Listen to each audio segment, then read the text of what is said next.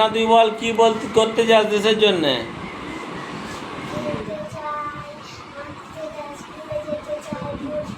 দেশের জন্য। আচ্ছা ঠিক আছে। ভূতি কি করতে চাস বল? মানসী দেশের জন্য কি করতে চাস? হ্যাঁ অঙ্কিতা সত্যি করবি তো? তাহলে আমার সঙ্গে তোকে নেবো। হ্যাঁ আমি এরকম 10-12 জন খুঁজছিলাম যারা দেশের জন্য লড়াই করে। পারবি তো? মরতে হতে পারে। আচ্ছা বড় হলে তখন আমার ভয়ে পালিয়েছি।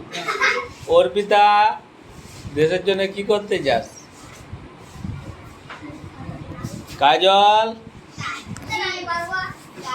মমিতা মমিতা নিজেই সোজা দাঁড়াতে পারেনি আর কি করবে। আচ্ছা তুই সত্যি তো? তাহলে আমার সঙ্গে আমি যখন ডাকবো যেতে পারবি?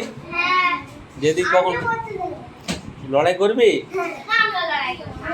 সত্যি? তা তো আমি অনেকগুলো সঙ্গী পেয়ে গেলাম।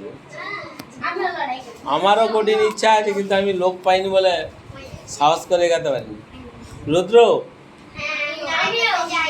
না ভয়ে ছুটে পালিয়ে যাবে।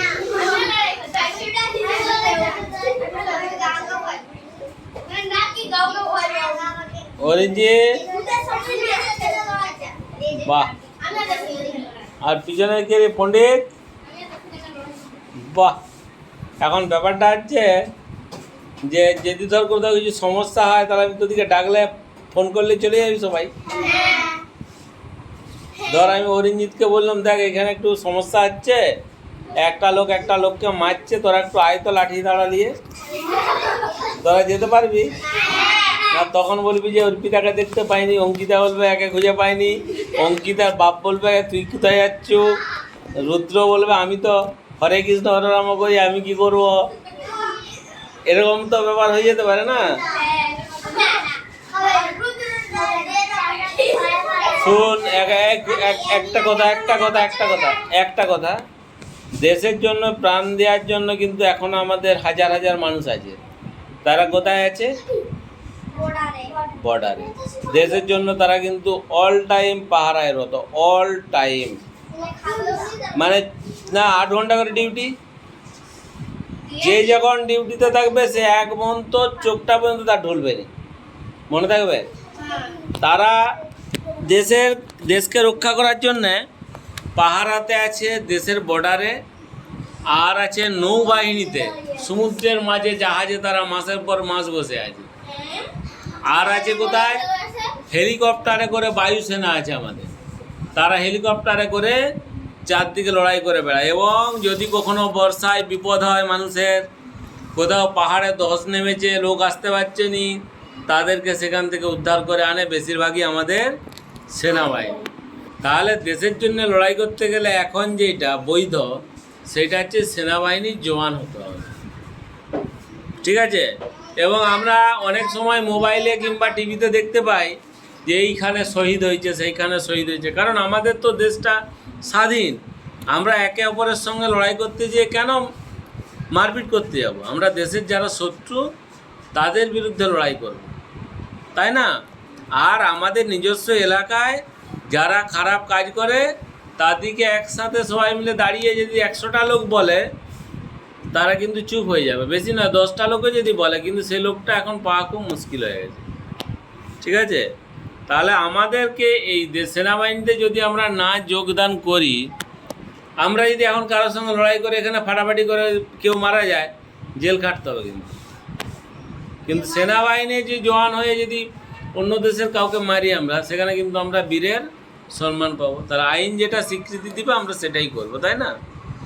আমরা দেশের সেবা কিভাবে করতে পারি? কিভাবে? আমাদের ঘরটাকে যদি আমরা পরিষ্কার রাখি, ঘরের মানুষগুলোকে ভালো রাখতে পারি, পাড়াটাকে পরিষ্কার পরিচ্ছন্ন রাখতে পারি, পাড়াতে কোনো অন্যায় হতে না দিই, একটা বাচ্চার কোনো বিপদ হচ্ছে তাকে যদি আমরা সাহায্য করি, কারো বিপদে যে ঝাঁপিয়ে পড়া এটাই কিন্তু আমাদের গ্রামে থেকে দেশ সেবা করার সমতুল্য। এবং আমাদেরকে প্রথম মনে রাখতে হবে, যেটা লড়াইটা করতে হবে, সেটা প্রথম লড়াই হচ্ছে নিজের সঙ্গে নিজের লড়াই। মানে আমাকে প্রত্যেকবারই লোকে খারাপ করবে, আমাকে ভালো থাকতে হবে। এই যে নিজে ভালো থাকার এই লড়াইটা, এটা সব থেকে বড় লড়াই। প্রত্যেক দিন খারাপেরা ডাকবে, আয় আয় আয় আয়, মানে খারাপ বলবে, খারাপ করার জন্যে। কিন্তু এই যে খারাপ হবনি আমি, এই লড়াইটাই হচ্ছে সব থেকে বর্তমানের বড় লড়াই, নিজের সঙ্গে লড়াই।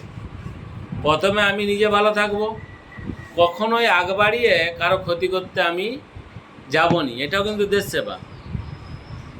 অন্যরা মারপিট লাগলে তাদেরকে থামাবো, গন্ডগোল লাগলে থামাবো। আমাকে কেউ যদি আমার ক্ষতি করতে এসে, তাকে তো আমাকে তার বিরুদ্ধে রুখে দাঁড়াতেই হবে, এটা আমার জন্মগত অধিকার। বুঝা গেল?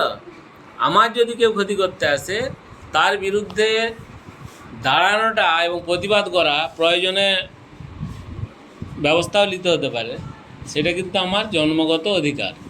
কারণ আমার বাম্মাকে যদি কেউ কিছু বলে, সেটাও আমাকে রুখে দাঁড়াতে হবে। আমার পাশের লোককে কিছু বললেও একসাথে রুখে দাঁড়াতে হবে। কারণ আমার বাম্মা, আমার ফ্যামিলির রক্ষার দায়িত্ব আমার উপর, মানে আমাদের উপরে, তাই না? বুঝা গেল? তাহলে প্রথম লড়াইটা কার সঙ্গে বলেছিলাম? তারপরে নিজের পরিবারের সঙ্গে, মানে নিজের পরিবারটাকে ভালো রাখা, তারপরে নিজের পাড়াকে ভালো রাখা, তারপরে নিজের দেশকে ভালো রাখা, তারপরে বিপদে আপদে সবাই একসাথে মিলিত হয়ে অন্যায়কারীর বিরুদ্ধে একটু রুখে দাঁড়ানো, প্রতিবাদ করা। এটাও আবার দেশ সেবারই অঙ্গ। দেশটাকে পরিষ্কার রাখতে হবে, পরিচ্ছন্ন রাখতে হবে। এই যে গাছ কেটে দেওয়া, এই যে হঠাৎ করে কেউ এসে কাটতে লেগে যাচ্ছে, এগুলো উচিত নয়। গাছ লাগানোটাও দেশ সেবার মধ্যে পড়ে, মনে থাকবে। একটা ভিক্ষুককে যদি আমি 2 টাকা দান করি কি 5 টাকা দান করি, সেটাও একটা দেশ সেবা। আমরা দেশের মানুষের এবং দেশের সেবা বিভিন্নভাবে করতে হবে। তবে আমার সামর্থ্য অনুযায়ী, আমি কি আর জমি বিক্রি করে কি তুই জমি বিক্রি করে দেশ সেবায়, তা তো বাবা মাকে কি আমার বাবা মাকে কে খাওয়াতে আসবে, তাই না?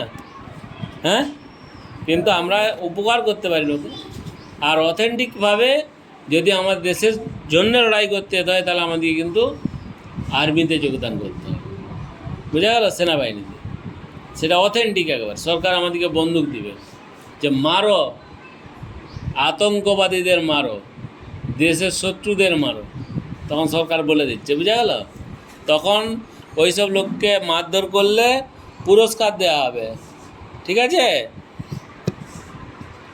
তাহলে দেশ, আমাদের প্রয়োজনীয় কাজ হচ্ছে নিজের সঙ্গে লড়াই করে নিজে ভালো থাকা, বাড়ির সবাইকে ভালো রাখা, বাড়ির মধ্যেও কেউ কারোর বিরুদ্ধে না অন্যায় করে, ঠিক আছে? পাশের লোকের সাথে সুসম্পর্ক বজায় রাখা। যদি সে না সুসম্পর্ক রাখতে চায়, আমার দরকার নেই। কিন্তু আগ বাড়িয়ে কারো ক্ষতি করতে যাওয়া, কাউকে হ্যারাসমেন্ট করা, কেউ একটু কোকা ছেলে আছে, খেপা ছেলে আছে, কেউ একটু হাঁটতে অসুবিধা, তার সঙ্গে লাগা, এগুলো কিন্তু কি অসামাজিক কাজকর্ম। মানে এইগুলো করা মানে তুমি একজন দেশের বিরুদ্ধে চলে যাচ্ছে, ঠিক আছে? আমরা তাহলে এভাবেও কিন্তু দেশের সেবা করতে পারবো, তাই না? নিজের এলাকাটাকে, নিজের জায়গাটাকে ভালো রেখে, ঠিক তাই তো?